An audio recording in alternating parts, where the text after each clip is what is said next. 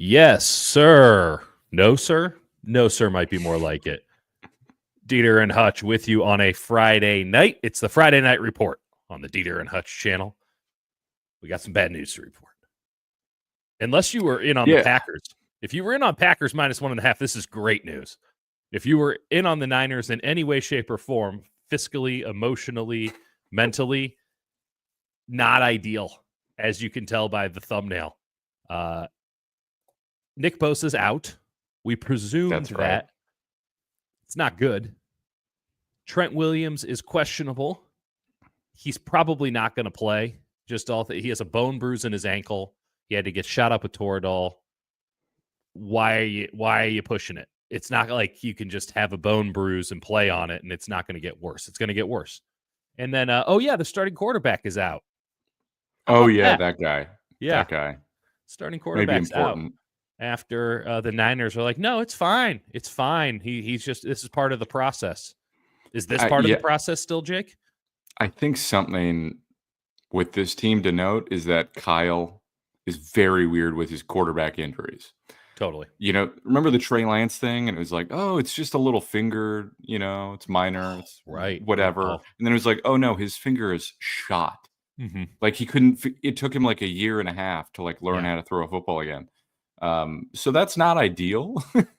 And in a weird way, it's beneficial that he just straight up broke his leg when he did, because otherwise Kyle would have tried to tip it. It's just a bruise and we're going to figure it out. And he does this. I don't think it's particular to just quarterbacks. I think it's to all of his premier players. I agree. And that's why when the Bosa thing, they're like, I don't know, like that's an out. That's an automatic out. If he can't even sell it, it's done. And it makes sense. The Bosa thing sounds like a multiple week thing. The way he was described, he's like, yeah, it's bad. Yeah. Like, yeah, I think fundamentally you have a situation where this team, we talked about how old they are. Yeah. But, you just can't function, I think. And then we'll see on Sunday, maybe Jordan Love has a absolute howler. But I don't know how you could possibly take this team seriously when the one thing that I think works against Jordan Love especially is having, a pass rush that's somewhat substantial. Right. Like when he had time to deliver against the Bears, he doesn't always make the correct decision, but his arm is so goddamn good that it doesn't really matter. Right. If you put pressure on him and make him really process, he's not very consistent. But, when you don't have Nick Bosa, it's like their only route to winning, in my opinion, is you need to have like a great Yetur Gross-Matos game. That's where we're at. Which is not exactly confidence inspiring. Well, it's not even that. It's, you have to have a great Yetur Gross-Matos game, but also he has to somehow be able to play every snap. Like, it's just not, it's not reasonable. Right. It's just not a reasonable situation. They were already in really deep shit before Purdy went out. Or let's even flip it. Had Purdy been the only injury, I can make the argument that you can manage, because in that case you go, okay, Brandon Allen comes in and this is a big ask, but we're just going to ask him to just manage the offense. You're running it on first and second down. You're hoping you're in third and shorts. You can go. You can throw it from there. 150, 170 yards passing, 200 yards rushing, maybe not even that. And now you just put it on your defense and your special teams to win. That's a big ask with this football team, right. But at least it's a reasonable, like it's an ask that doesn't sound out of place. Now you are a team where the number one goal, as you just noted, on how to beat the Packers is to have a pass rush. So you don't have that, as we saw. Seahawks scored all 20 of their points with Bosa off the field. No pass rush.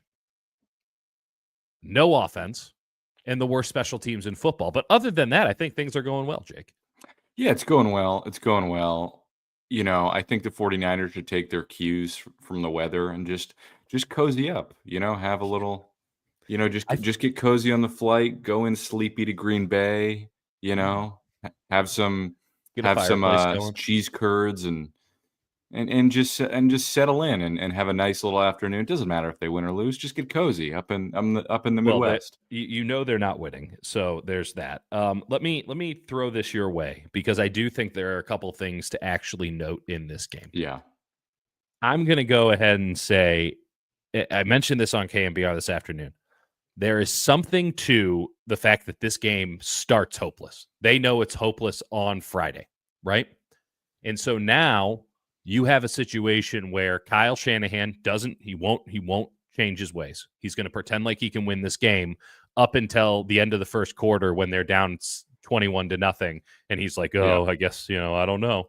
And my question is this.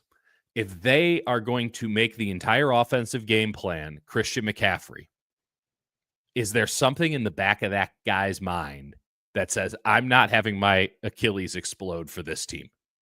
He would never consciously think that. But is there something that's going to hold him back from being the best version of himself? And I think this is to extrapolate it out. Yeah. I'm sorry. To extrapolate it out. That I would not blame Christian McCaffrey in the least bit if that's something that comes through, right? Just given that that's his career on the line, right? He tears his Achilles, it's done.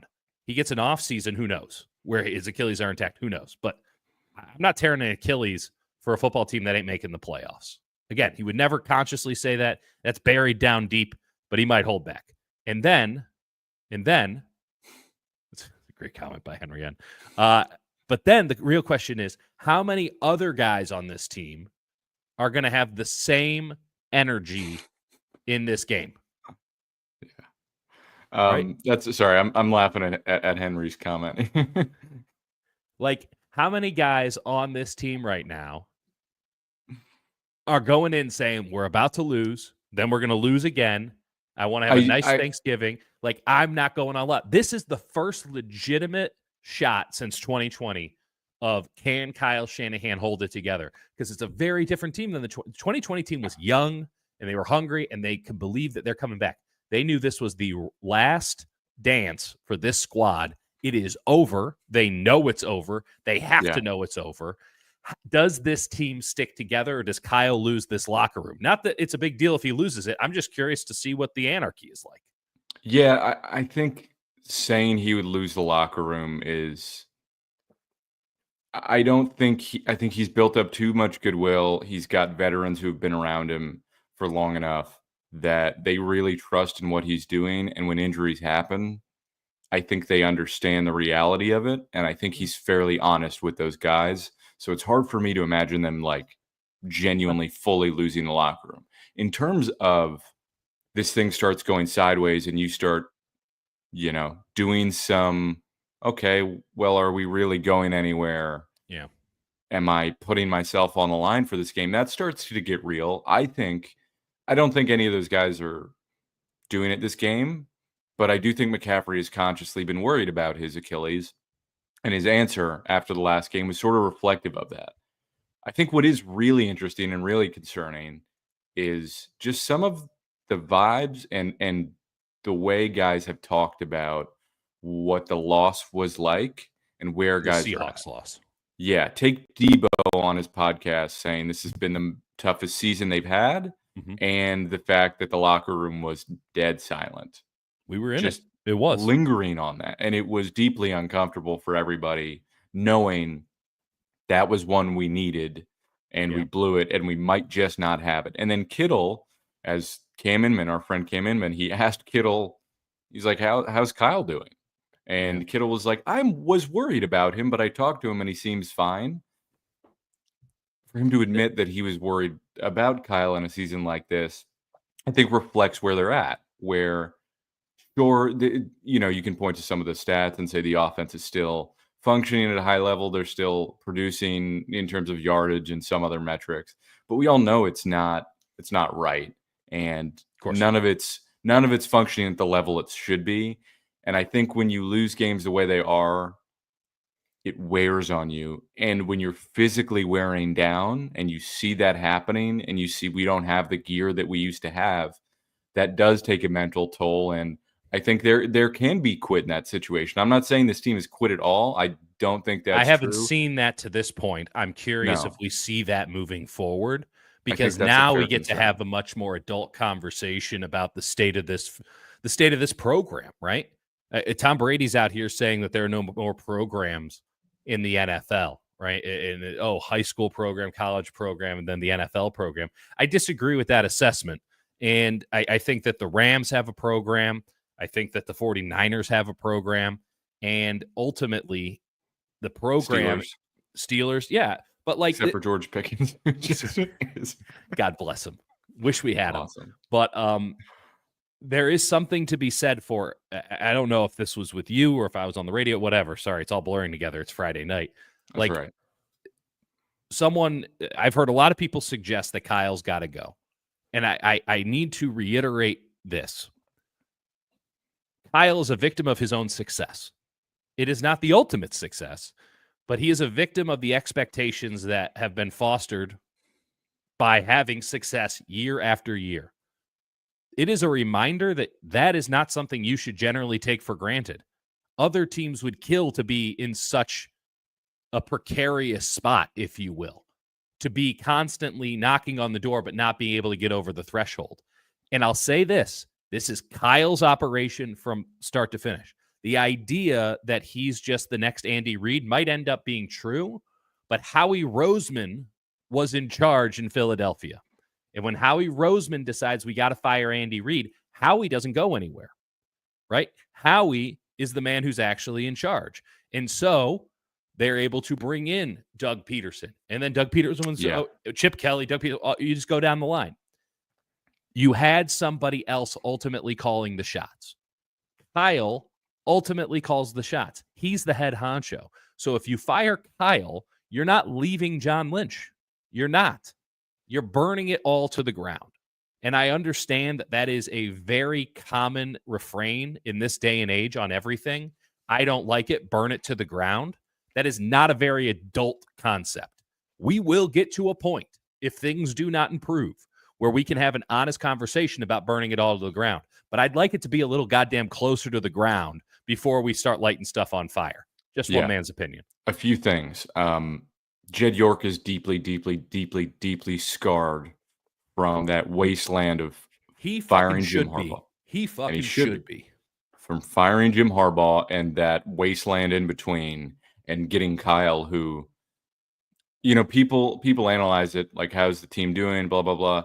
I don't think people understand how well they get along and that Jed actually values him as a person he can talk to, and they have a decent relationship that I think, as a sort of younger owner, it matters. Like, I think that actually does matter, where they have dialogues in a way that's distinct.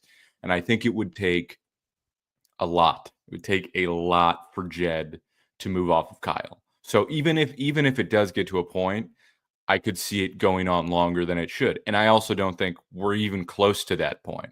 I think it would take this season. It would take a healthy season next year, some and then hot seat. Yeah, bad drafting, bad schematics, and Kyle's never going to truly have a bad offense. It's going to be functional in some way, but it would take a lot. So if they're in the same spot in 2026, this day in 2026, now we're having a conversation about you have to fire him because he couldn't bring it back up. But you get a down year. You get a down year after 3 straight trips to the NFC Championship. You get a down year. Basically the third oldest roster in football, and this is what happens. I do want to go to a couple questions because these are on sort of what we've been talking about. So I'll put this up here. We've talked about this a bunch. The way the Niners just set those picks on fire and the Trey Lance miss and the picks involved in that set them back monumentally in a talent standpoint, where now you got to go out, pay somebody like Javon Hargrave. That's partly the Kinlaw miss, but you end up having to pay for the Leonard Floyds of the world, pay for Yetur Gross-Matos, who looks good, and Floyd just came off his best game, but you end up paying money on those positions because you've missed on Drake Jackson and you didn't have the other bevy of picks where you might have hit on somebody else. You might have found talent elsewhere.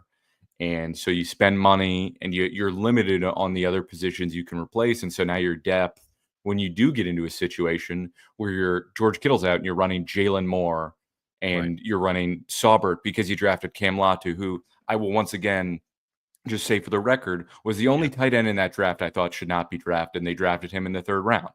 So not the only tight end, but the only tight end I was like, I don't see it out of the ones that were in sort of that range. And they drafted him in the 3rd round. So, yeah. Yeah, this is my column on August 28th. The 49ers are still paying for the disastrous Trey Lance pick. August 28th. This is not new stuff. I'm not getting at 49ers throwback here for I don't think you're suggesting it's new stuff. I'm just noting that the seeds had been sown and they had been noted a long, long time ago. Just we're not trying to toot our own horns. We're not doing, ass slaps here.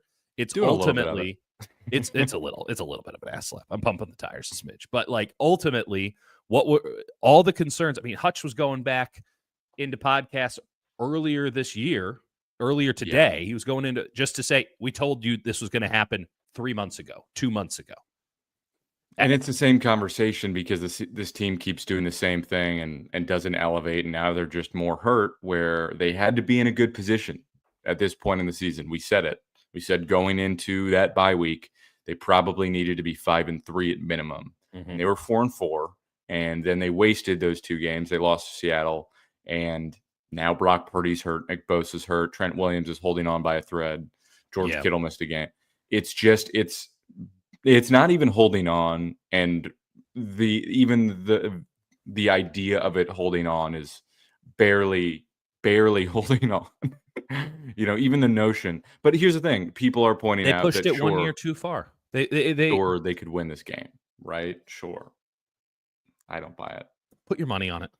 No, I mean this. We're gonna have a serious adult football conversation here.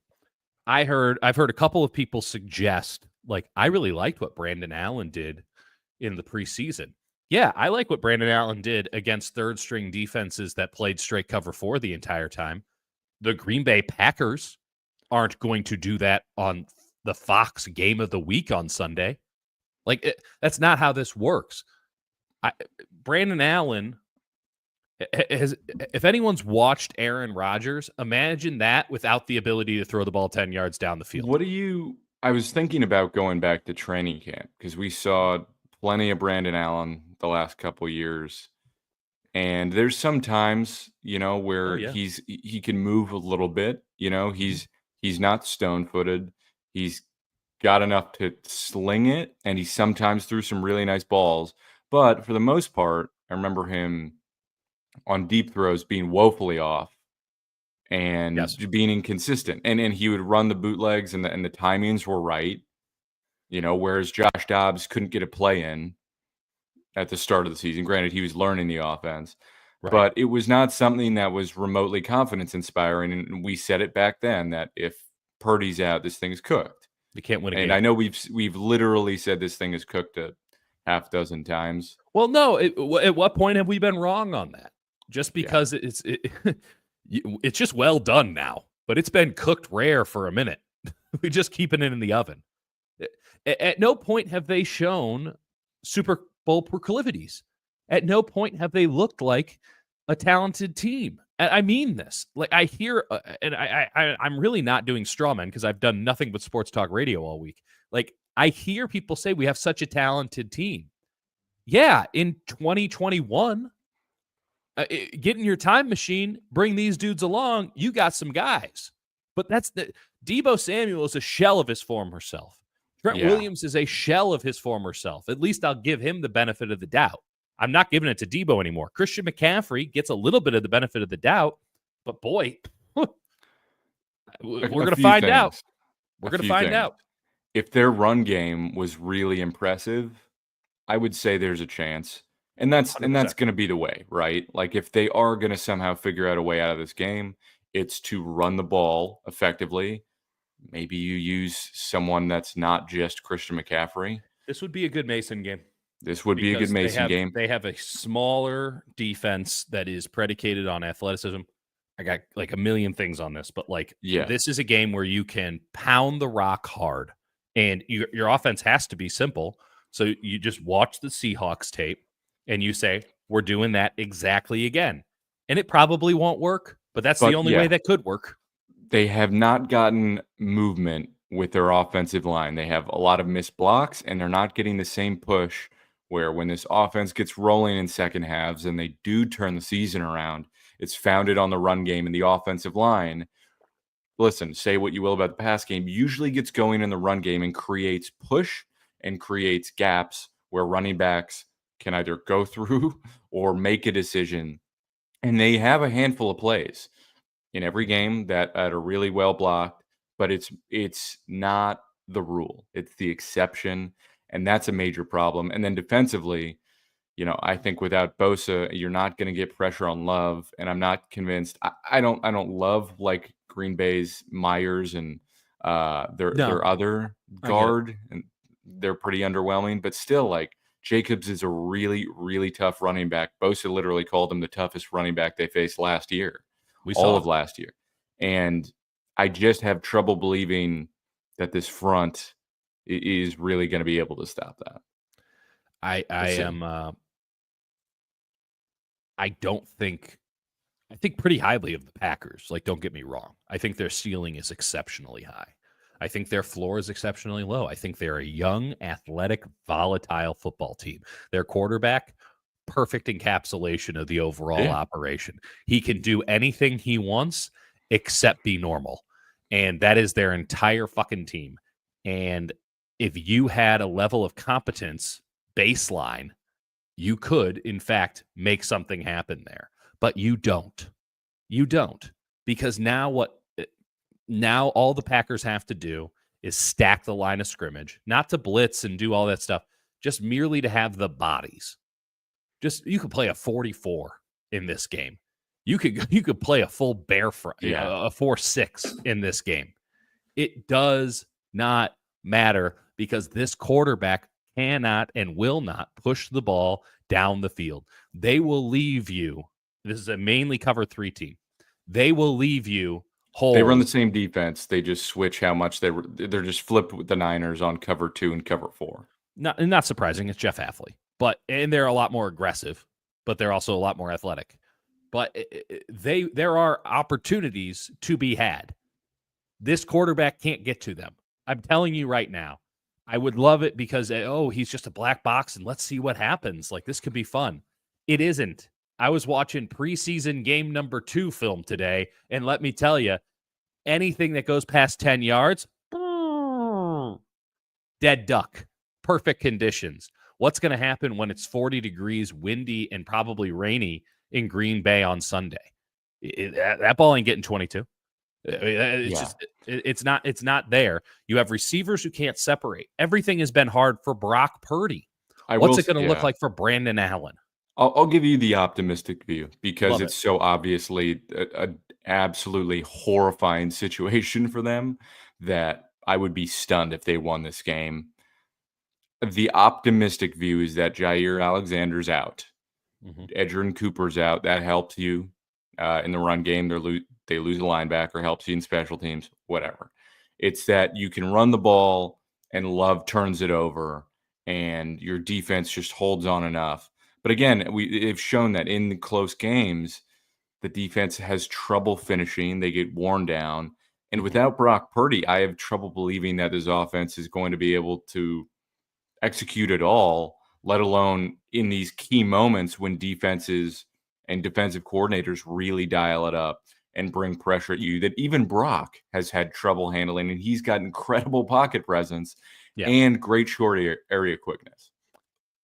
How much of this team's offense and their overall success, whatever that's worth, has been held up by Brock Purdy's ability to scramble legitimately? You go, oh, well, they only scored 2 One of those was Brock Purdy saying, fuck it, I got to get out of here and running into the end zone, right? How much of this offense and third down conversions and red zone conversions has been Brock Purdy just making something out of nothing? I'm not Yeah. implying that Brock Purdy has been great. I'm merely stating that is no longer there, at least with Allen. And when you don't have that, and you don't have Purdy's passing ability, but you still have the same players around. Oh, and by the way, you don't have your best protector on the left side of the line. Yeah, we'll see. This is a less than ideal situation. I find it interesting that the line has held strong at 5.5 at this point, because I would take that speaks to the Packers, not the 49ers. That speaks to an under, not both of these teams can put up points. I could see it being a close Niners loss. I could. Yeah, I just don't know what part of this team is supposed to go win the game. Like what element of this football team is good enough to win a game, and how can you put it all on it? It has to be George Kittle and running the ball, and you get turnovers. That's the recipe. Yeah. And I don't know any other way to do it, and I don't feel confident about that happening. So you're going full Steelers with a defense that is not the Steelers. Yes. I mean, okay. I mean, I'm not saying that you're saying that. I'm just saying, like, you're right. That is the only way to do it. I'm not really feeling that optimistic about that. Nor am overall. And I think that brings us back to sort of the big picture. Is it feels definitively, and it's actually felt like this. We've been on it probably too early. Yeah. No, not too early. This was 2020. This is the 2020 rerun, and they kept trying to sell us on it's 2021, it's 2022, 23, whatever. Every season that they've, not 23, but 21 and 22, where they turned it around and blah, blah, blah. And meanwhile, they were showing no signs. And you know what else they did? What? Multiple times it was mentioned that they're 5-5, and they're like, well, we were 3 plays away from being 8-2. That is an incredibly loser mentality from a team that has been to the Super Bowl twice, to say, oh, like 3 plays. It's true, but you didn't make those plays, and you've shown no signs that you're a team that's going to make them. What's the Harbaugh line? Your best when your best was needed. When has this team shown it? Maybe Tampa. Maybe that's the argument. Right. Defense locks down, holds to a field goal, offense comes through. That's about it. And even after that game, we got spit roasted for shitting all over that game, because we saw all of the hallmarks of a bad football team. That's what we saw. And nothing has been disproven. And the thing about those 3 plays, the amount of other plays they botched leading to those 3 plays to even have consequence is such a rewriting, a retconning of what actually happened. They're just unserious. And yes, maybe they pull a game out of their ass, and I will happily give them credit if they somehow pull it off. We always do if that's what happens, but they've shown no indication that's anywhere near likely. They went to Buffalo at 5-6 in 2020. Well, they didn't go to. Well, they Buffalo came to them. Was that in Arizona? It was in Arizona. They were 5-6. I think they had just beaten the Dolphins to get to 5-6, so it's not going to be a perfect 1-for-1. But they were 5-6, and they're like, if we can beat Buffalo, we're right back in this sumbitch. We're right back in it. Throttled. Absolutely smocked. And here's the thing: they didn't even play a bad game. Josh Allen throttled them, which was the more demoralizing part of it. And we said, I looked back through our podcast, because we've been saying this forever. This season, we said it back, I think, after the Arizona game, that like that game against the Bills is one that just might be the nail in the coffin for the season. And it couldn't feel any more like that's what's going to happen, where they get Purdy back next week after losing this one, and they say, I'm not so sure about that, by the way. I'm really not. Yeah, we'll see. I'm not sure Bosa or Purdy, or honestly Trent. Any of these guys, not a chance. We'll see. But I think this goes back to the big picture of it all, which is what we were talking about. And we've talked about a bunch, but like the fact that this is a question being asked, right? Like you're like, we need all of these positions, right? We need so many positions. And that's the focus right now, at least mentally for me. And I think anyone looking at this team is, okay, now we have to look to the offseason, and they're just 5-5. Yes, but we see which way the arrow is pointing, and we see how difficult it would be for this team to get in, given the current landscape of things, right? Everyone goes, oh, well, The Niners, the NFC sucks. Maybe you don't like those teams, but records are what makes the playoffs. And the NFC standings right now going into this week are Lions at 9-1, Eagles at shit. Come on, Dieter, get it together. Eagles at 8-2, hottest team in the NFL, 6 straight wins. Okay, Defense is unreal. Commanders at 7-4, right? Cardinals are at 6-4. Okay, so this division's gettable. You're in last place. You have no tiebreakers currently. Vikings at 8-2, Packers at 7-3. And then, the NFC South sucks, but like they always suck. So the idea that, okay, well, this is actually a bad division, you're not getting in with 9 unless you win the division. Because they don't have the tiebreakers because of all these games they threw away. At least most likely. We'll see. I mean, they could end up 1-1 against all 3 of their division rivals, and now we're getting into second levels. I'm not going to start doing the work on that right now because I don't see a reason to believe that this team is getting to 9 or 10 wins at the moment. Yeah. I don't. That's why. They still have Detroit. They got Buffalo. Those are 2 losses as it stands today. That's probably 3 with Green Bay, given the circumstances.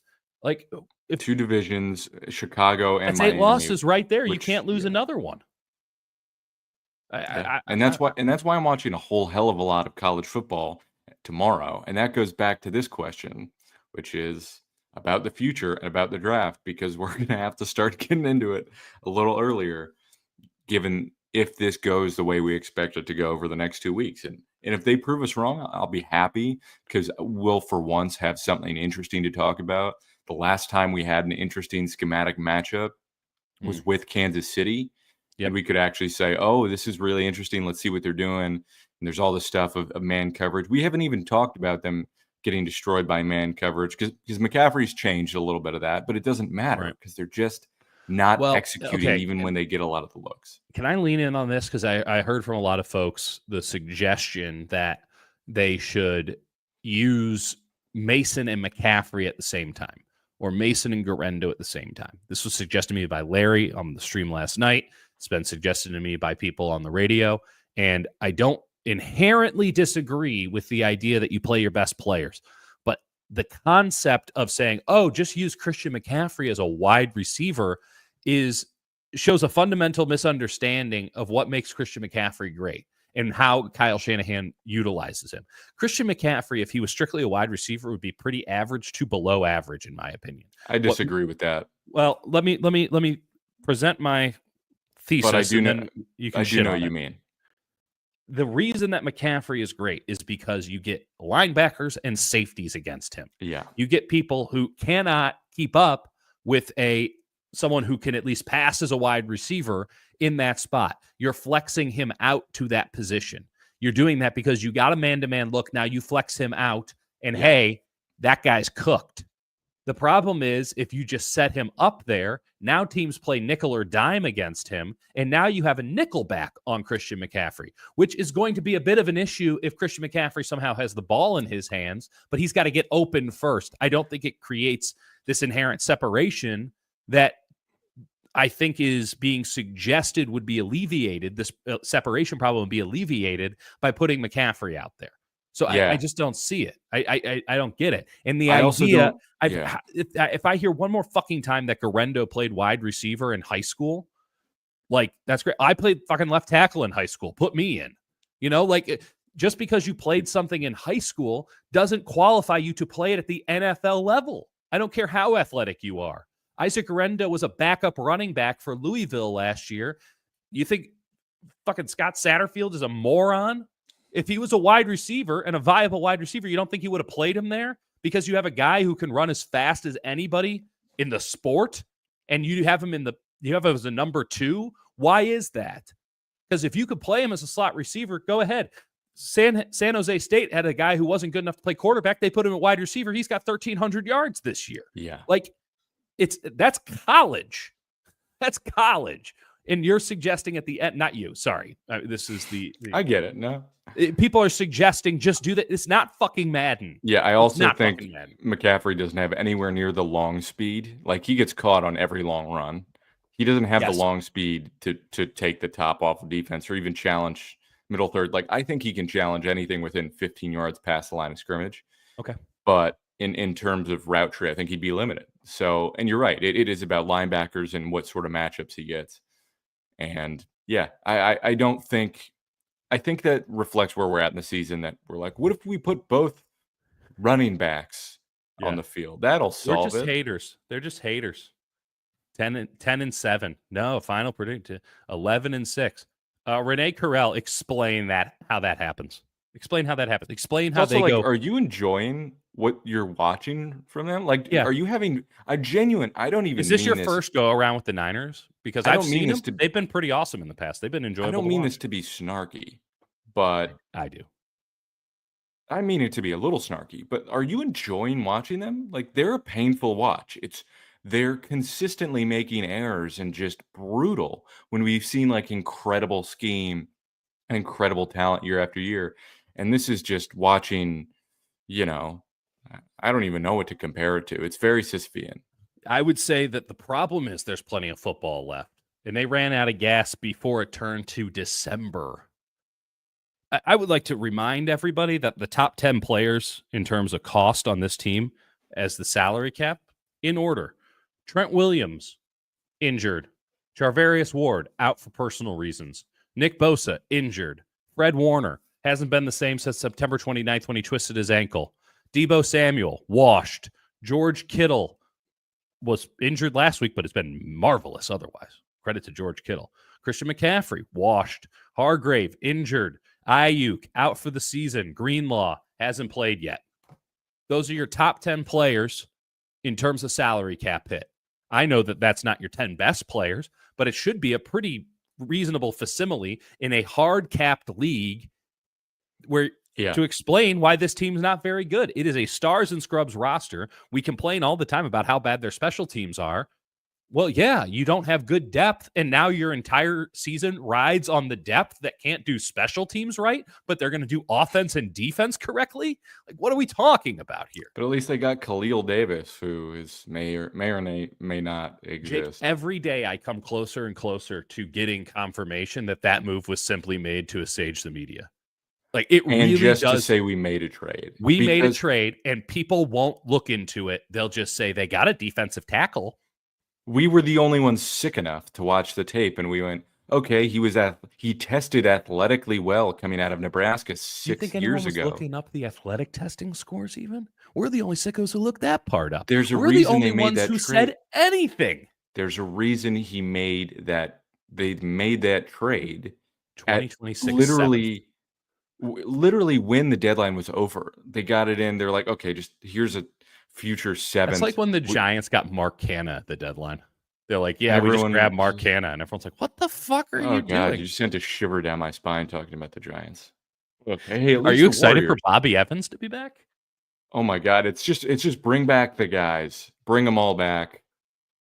You know what? I will pat myself on the back. Called that one from about 3,000 miles away. And I got absolutely ruined on the internet. You ran me off of Twitter. The sheen of like Buster Posey is wearing off, and everyone goes, I liked Bobby Evans, and like over tears streaming themselves into it. No, Bobby Evans is okay, and his agent, it's his former agent. It's okay. Yeah. They have 9 picks in the upcoming draft. Probably more. Why more? They have 3 comp picks as currently stand. They're going to have a couple thirds, probably a couple fourths. Yeah. And I think 3, depending on how the comps break down, anywhere from 1 to 2 to 3 sevenths. So they have a lot of draft picks. They're going to need to nail every single one of them. I would. Most of them. Fair. I'll give you that. Fair. Defensive ends number 1. There's a lot of things you could argue. Yeah, I mean, I think tackle, I'll tell you right now. We'll do a little behind the scenes housekeeping here. Like, where we're going to be watching a lot of tackles and a lot of defensive ends. A lot of defensive line. They're going to need to get a tight end. Yes.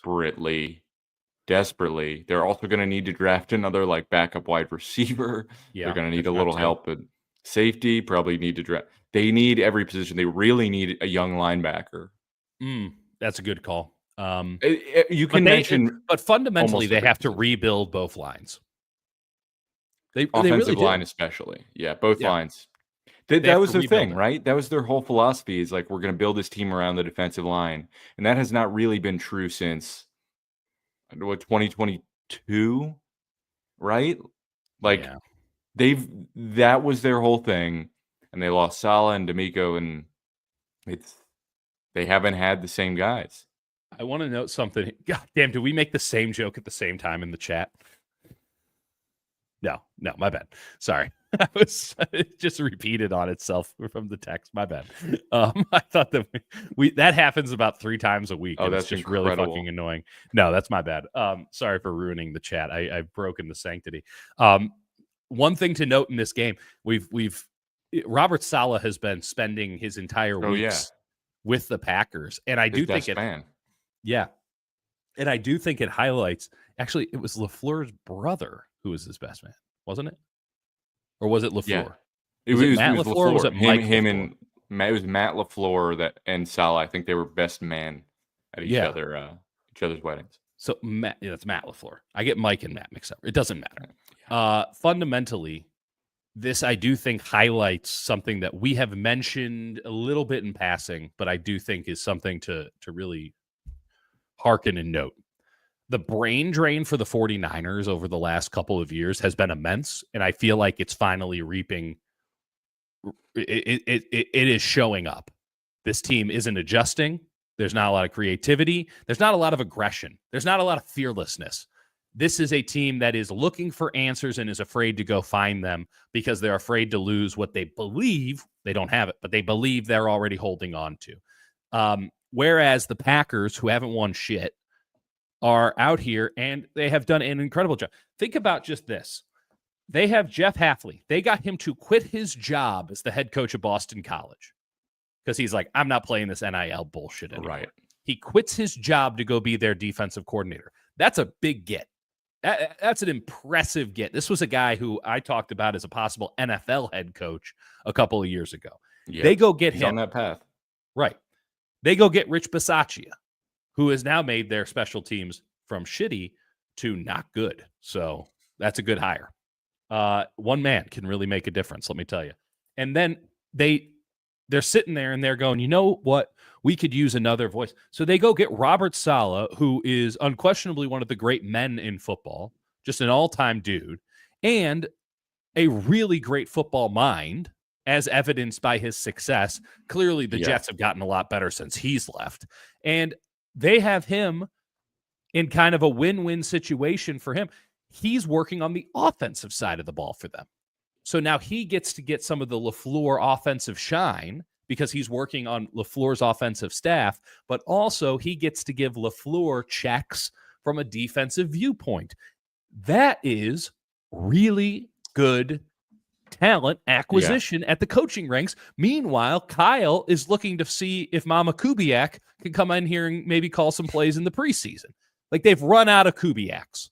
They've got one left. Well, for now. And I'm with you. I think fundamentally Kyle has really valued McDaniel and Bobby Slowick and guys who he taught a little bit and had shared knowledge from back into Washington days, just of how things worked and how schemes evolved and how stuff's cyclical, and could just reference stuff that Kyle would either half remember or they would challenge him in a way that he could trust.